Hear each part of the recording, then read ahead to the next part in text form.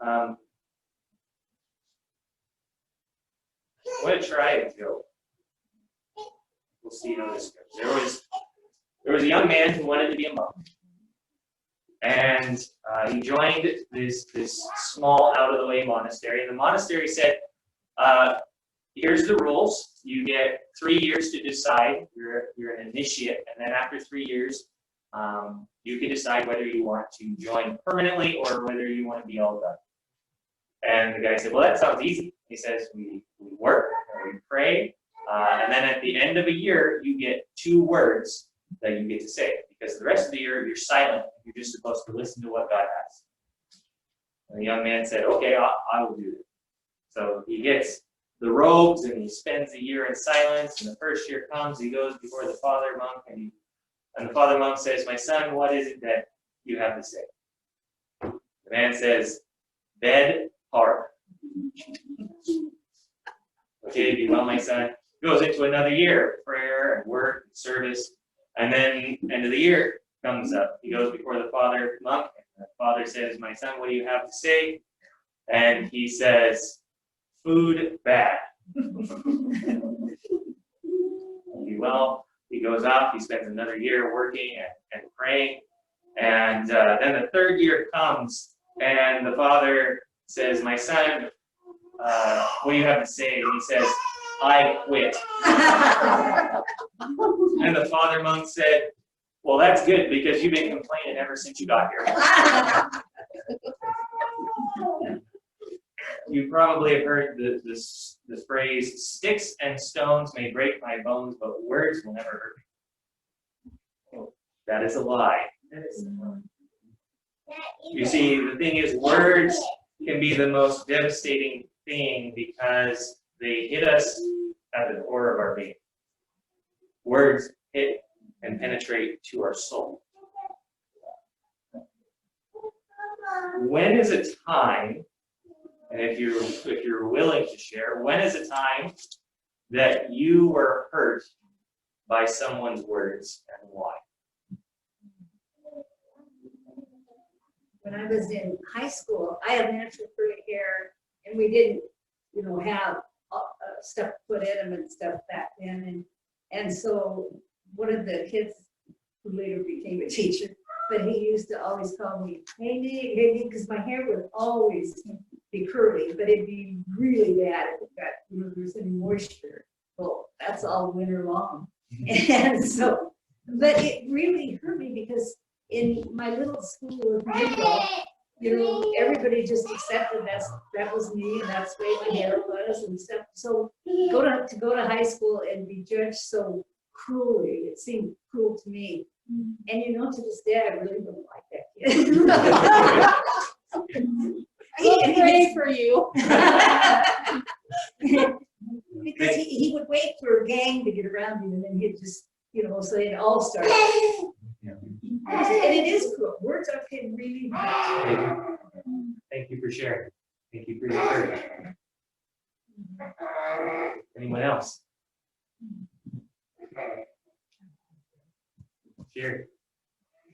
I thought I was being very considerate and generous, and I gave blackberries that were frozen to people in my cross-stitch group.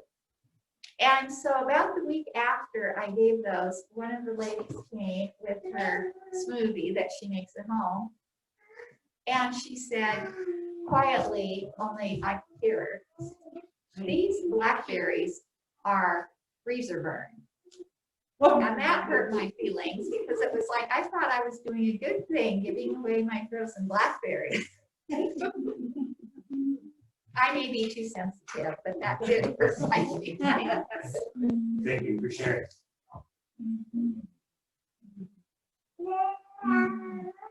Alexis. I remember when I was 15 and I came home from a big trip out with the orchestra. We had gone on a tour, and I could tell something was wrong with my parents, and there were lots of tears, and my dad said the words, "I'm getting separated from your mom." And I remember that just tore our family apart, and it tore my heart apart. And so those words hurt incredibly.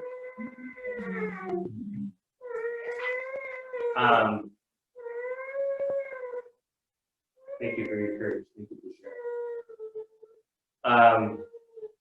For those of you who don't know, I had a birth defect for the first 14 years of my life, and I didn't realize I had a birth defect.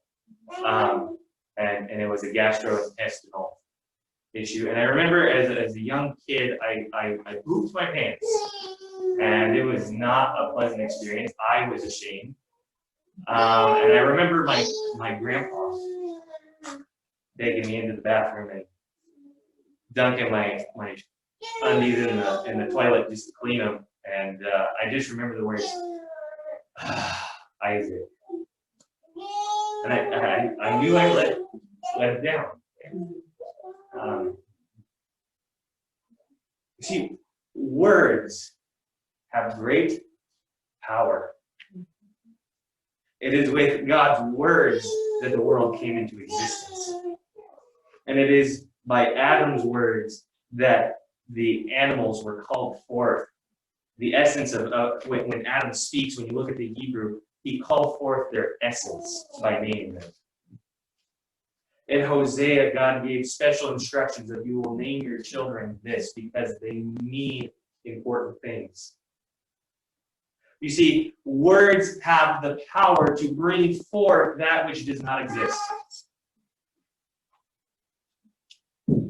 Some Jewish scholars say that through our words, we create new worlds. And what they mean by that is when we speak, we are above the animals. The animals, they chitter and they bark and they meow, but they let it go. You know, if a dog's barking late at night, they don't remember it the next day. But if you're like me and you get a lot of phone calls, well, last night I got a phone call and all of a sudden my world changed because I couldn't go to sleep. Proverbs 25:11, Solomon writes, a word fitly spoken is like apples of gold and fittings of silver. Let that soak in for a moment, meditate on it. A word fitly spoken is like apples of gold and fittings of silver.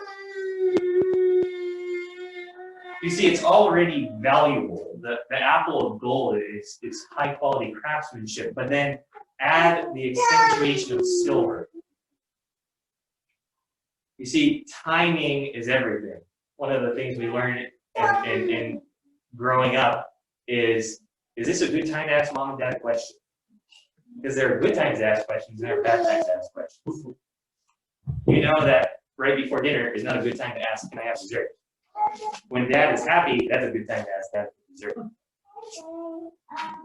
But moments matter in time. When someone says something and it's the fitting time, it's those moments, either good or bad, that we remember. They stick to us. They are very powerful.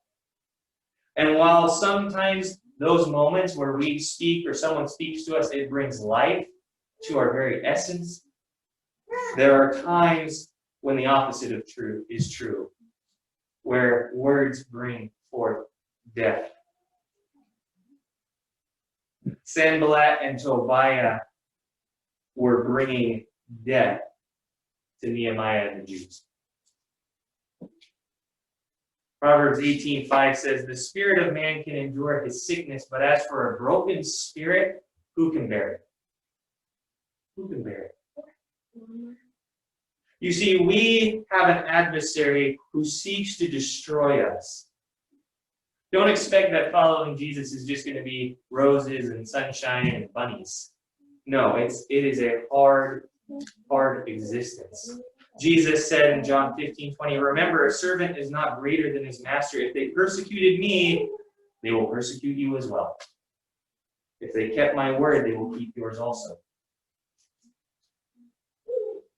You see, James, the brother of Jesus, if anybody knows about the power of words, it's the guy who grew up with Jesus.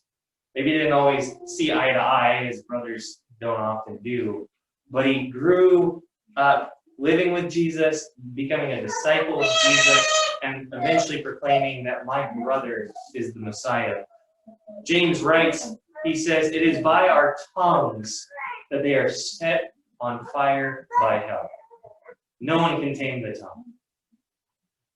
With it, a small spark sets a forest ablaze. I was thinking about that this morning, about how there's no fires near on Alaska, and yet those fires that are burning as an inferno down in Oregon and California and over in Yakima, we're still impacted by the smoke. We're still impacted by the effects of that blaze. And in the same way, there are some lives that have been ruined by words, and other people are impacted, not just the person who the words are about, but families, grandchildren. How many dreams die and are killed in infancy because Satan speaks lies? Because when he speaks his lingua franca, his common speech, he's speaking in lies, and he's constantly accusing us before the Father night and day before the throne of God. Ha Satan, and he literally means the accuser. And he walks amongst the earth. So when we seek to follow Christ, opposition will arise. When we seek to build God's kingdom, there's going to be opposition. It might take the form of gossip. Oh, did you hear about Pastor Isaac? Whisper, whisper, whisper. Oh, it's an out-and-out lie.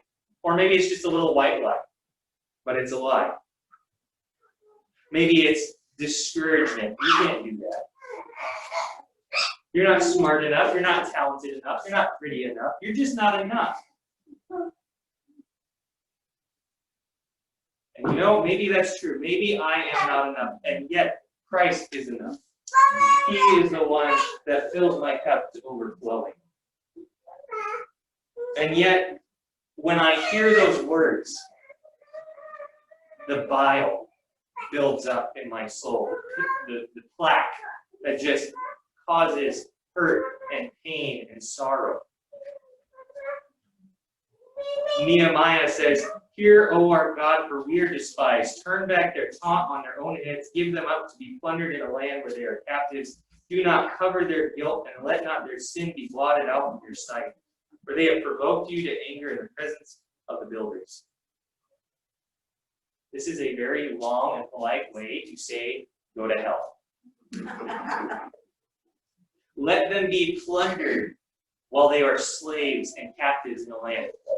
God, would you make their life a living nightmare where there is no escape?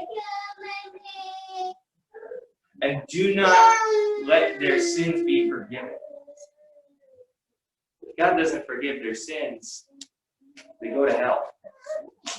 An eternal nightmare. You see, somewhere along the line, throughout history, this idea came into the church that Christians are all about peace and love and happiness. Because Jesus was a hippie, long flowing hair, sandals. And yet, God is not just a God of love and of grace and of mercy, but he is also a God of justice.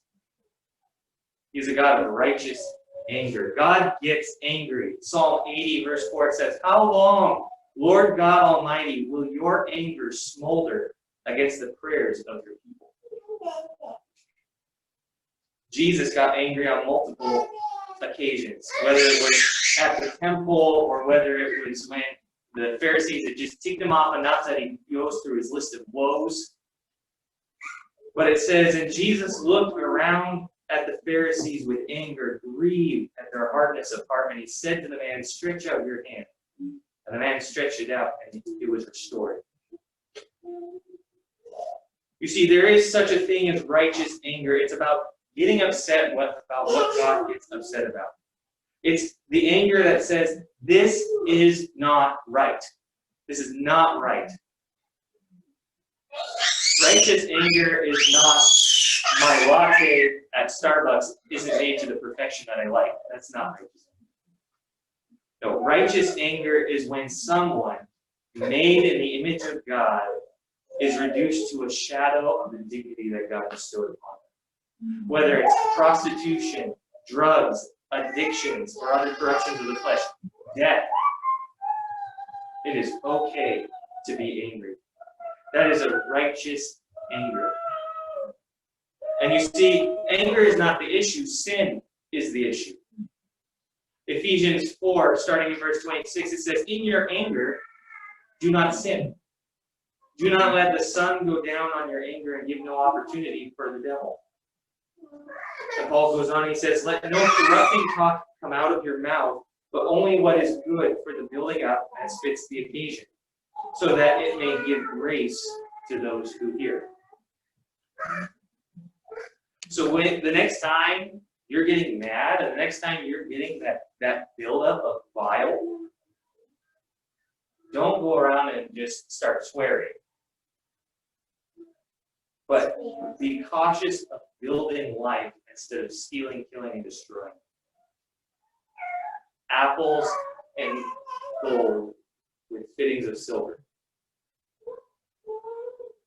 So what do I do? How do I deal with that anger inside of me? How do I vent that rage when the agents of the devil, be it people or direct spiritual intervention or circumstances? Because let's be honest, there's a lot to be angry about right now. There is a lot out there that it's just causing this constant burning. Maybe it's on low simmer, maybe some of us like 5 or 6, maybe some of us it's on high. But that anger is burning inside of us. What do we do when I just want to become a flaming volcano of rage? I think in this passage we see 2 words: focused prayer. Verse 6 says, so we built the wall. That focused part, when we continue in obedience to what God has called us to do, even when it's hard. Matthew 28:20 says, as we go about our life and as we're making disciples of all nations, baptizing them in the name of the Father, and the Son, and the Holy Spirit, we're teaching to obey all the things that God has commanded us. You see, the wall won't build itself. Sometimes we can't wait around hoping that the problems will disappear, or just sit on our hands waiting for Christ to return. Oh, Jesus, come pick me up now. Because it ain't happening right now. One day will be perfect. One day Christ will return, but it's not yet. And until that day comes, we got work to do. Sometimes it's just waking up and focusing on, God, I'm going to obey you today. Don't always feel like it. It's not easy. But God, I'm going to choose to obey. And the second word is prayer, the divine intervention. 1 Peter 5:7 says, cast all your cares upon him, for he cares for you. Sometimes that is hard to remember. Sometimes it is very hard to remember that my Heavenly Father cares for me, because I'm like, Dad, what are you doing? This bites. It hurts. I don't like it. Psalm 127 says, unless the Lord builds the house, the laborers build in vain. Unless the Lord guards the city, the watchmen watch in vain. It is in vain for you to rise up early and sit up late, eating the bread of sorrows, for he gives to his beloved sleep. If I'm constantly in prayer on my knees before the Father, if I'm bringing it to God, and God's the one that's in control of it, I can rest. Because even if I have everything set up, my 401k, my retirement, I have all my valuables and a security system, if I have all my watchmen set up, but God's not protecting my home, it doesn't matter. He gives to his beloved sleep. Or Matthew 6:33-34. I remember in high school this verse really spoke to me. It says, seek first his kingdom and his righteousness, and all these things will be added to you as well. Therefore, do not worry about tomorrow, for tomorrow has enough troubles of its own. Sufficient for the day is its own trouble. Seek his kingdom first. You see, sometimes it is easy for me to get distracted and seek all the other things. Oh God, I gotta get this done, I gotta get this done, I gotta get this done, and the list goes on and on and on, and then by the time I know it, it's 8 o'clock at night, maybe 9 o'clock at night, I'm like, I haven't even spent any time with God yet today. You know, there's some days I come into my office, and I'm like, I don't have time for prayer, and yet I'm like, this is a discipline, I have to pray. And the funny thing is, when I pray, God makes it work.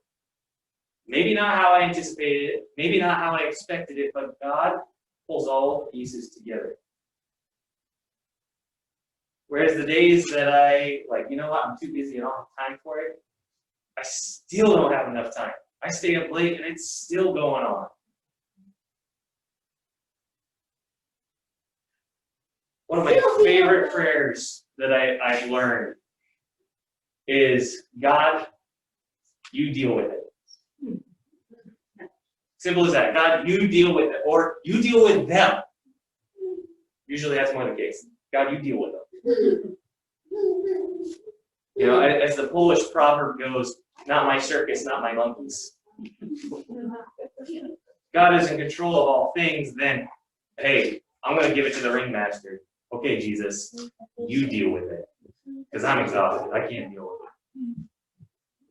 We can't do life without prayer. It is by prayer that the heavenly power is brought in on the scene. Ephesians 6 goes through the armor of God, and you know that passage if you've grown up in church, the shield of faith, the gospel, your feet fitted with the gospel of readiness. You know, all these armor pieces that we put on, and then it gets to the spot where it's like, and after you put on the armor of God, pray. Pray.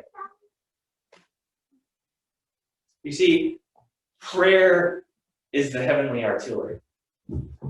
In Vietnam, when the soldiers were getting rushed, they would call on artillery strikes danger close, where those shells were literally dropping, and it was a few feet away from soldiers. You see, the thing is, you don't send soldiers into battle if you can help them. If you can blast it with artillery first, and you don't ever have to set foot into an encampment, all the better. Likewise, are we asking God to send the heavenly artillery when we are in overwhelming odds? When we are in situations we are way over our head? You see, it seems simple. Okay, focus on my task, be obedient, and pray. But practice makes perfect. It takes time to develop a habit.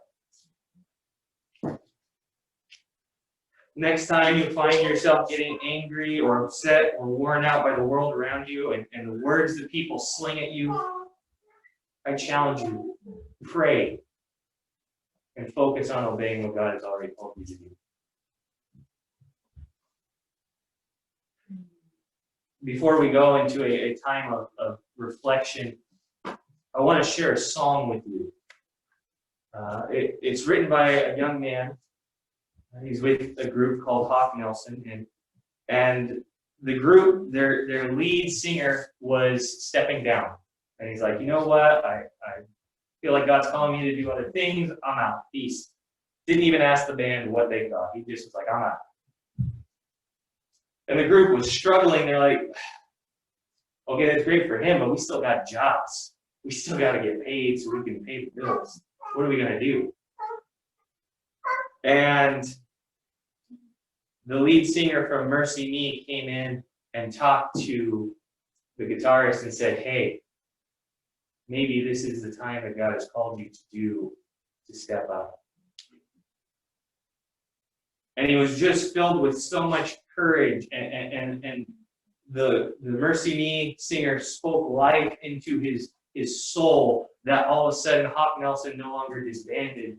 They stayed together minus one lead singer, and having a new lead singer. But he wrote this song with the member of Mercy Me because those words were so powerful. Those words were golden apples with fittings of silver. It was timed at just the time his soul needed to hear it. So I want to share that song with you. I'll pray, and then we'll go into a few minutes of reflection.